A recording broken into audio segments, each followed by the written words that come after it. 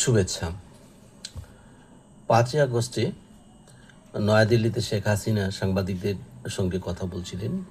বিষয়টি বিশ্বব্যাপী গণমাধ্যমে স্থান পেয়েছে। বিশেষ করে বাংলাদেশে তো সামাজিক যোগাযোগ মাধ্যমে তোলপাড়, পক্ষে বিপক্ষে সব কিছুতেই আছে। কিন্তু এটা ছাড়িয়ে গেছে একজনের উপস্থিতি ওই ভার্চুয়াল সেই অনুষ্ঠানে, তিনি সাকিব আল হাসান। এটাও ঠিক একই রকম ব্যাপক আলোড়ন তৈরি হয়েছে এবং আলোড়নটা একটা পর্যায়ে দেখা গেল যে তার বাড়িতে ভাঙচুর করা হয়েছে এবং সেটাতে আগুন লাগানোর চেষ্টা করা হয়েছিল। এটাও সংবাদ মাধ্যমে এসছে। তো সবচেয়ে উল্লেখযোগ্য বিষয় যেটা, সাকিব আল হাসান তো বিশ্বসেরা একজন খেলোয়াড়, আমাদের বাংলাদেশের খেলার জগতের তিনি একটা স্টার। তো তার দুর্ভাগ্য হচ্ছে তিনি কিন্তু মামলার আসামি এবং তিনি খুনের মামলার অভিযুক্ত। তাকে খুনের মামলা করা হয়েছে তখন তিনি অবশ্য টরন্টোতে ছিলেন, টরন্টোতে খেলার মাঠে যখন বাংলাদেশের এই গণ আন্দোলন হয়, গণ অভ্যুত্থান হয়।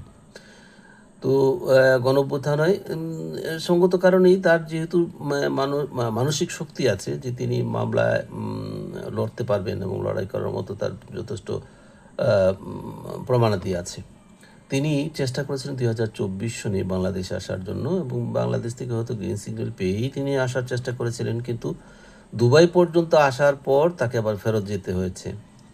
তো এখন তার নেতৃত্ব অর্থাৎ আওয়ামী লীগ নেতৃত্ব যেখানে ঘোষণা দিয়েছে যে ডিসেম্বরে ওনারা দেশে ফিরবেন, আর সাকিব আল হাসান রয়টার্সের সাথে মানে আজকে সংবাদ হয়েছে বাংলাদেশে, রয়টার্সের সাথে আলোচনাকালে তিনি বলেছেন যে তিনি এখন মানে যে কোনো মুহূর্তেই বাংলাদেশে আসার জন্য প্রস্তুত, হ্যাঁ, এবং তিনি আইনি যে বিষয়টা আছে সেটা মুখোমুখি হবেন, তিনি নির্দোষ এটা প্রমাণের চেষ্টা করবেন।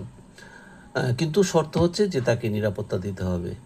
কিন্তু নিরাপত্তাটা কিভাবে দেবে একটু সন্দেহ তো আছেই, কারণ আমরা যদি অন্তর্বর্তীকালীন সরকারের সময়ের কথা আলোচনা করি তখন দেখব যে বিসিবির নেতা ছিলেন শিল্পী আসিফ আকবর। তো আসিফ আকবর যখন বলছিলেন যে 100 বছরেও একটা সাকিব আল হাসান পাওয়া যাবে না, কিন্তু তাৎক্ষণিক প্রতিক্রিয়া ব্যক্ত করা হয়েছিল ওই অন্তর্বর্তীকালীন সরকারেরই আরেকটি অংশ, প্রধান উপদেষ্টার প্রেস উইংয়ের সচিব শফিকুল আলম, তিনি বলছিলেন যে 100 বছরে এইরকম খুনি, পূজারি, চোরচোট্টা ও স্টক মার্কেট ডাকাত ক্রিকেটার আসবে না। তো আমরা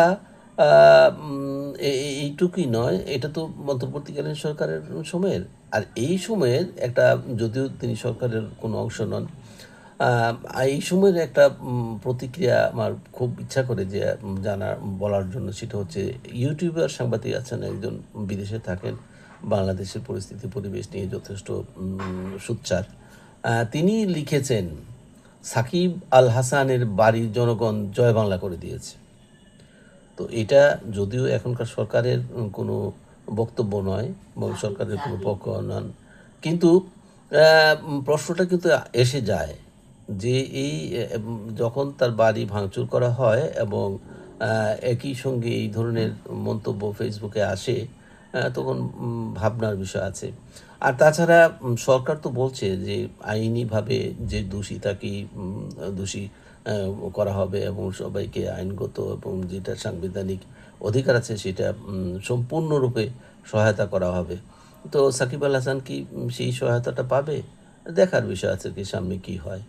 আমি মনে করি যে সাকিব আল হাসান দোষী হোক, দোষী যদি হয় আদালত যদি দোষী সাব্যস্ত করে তাহলে সে শাস্তি পাবে, আর যদি নির্দোষ হয় তাহলে অন্তত আমরা একজন সাকিব আল হাসানকে পাবো।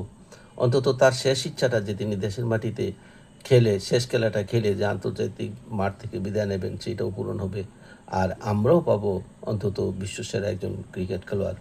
ধন্যবাদ।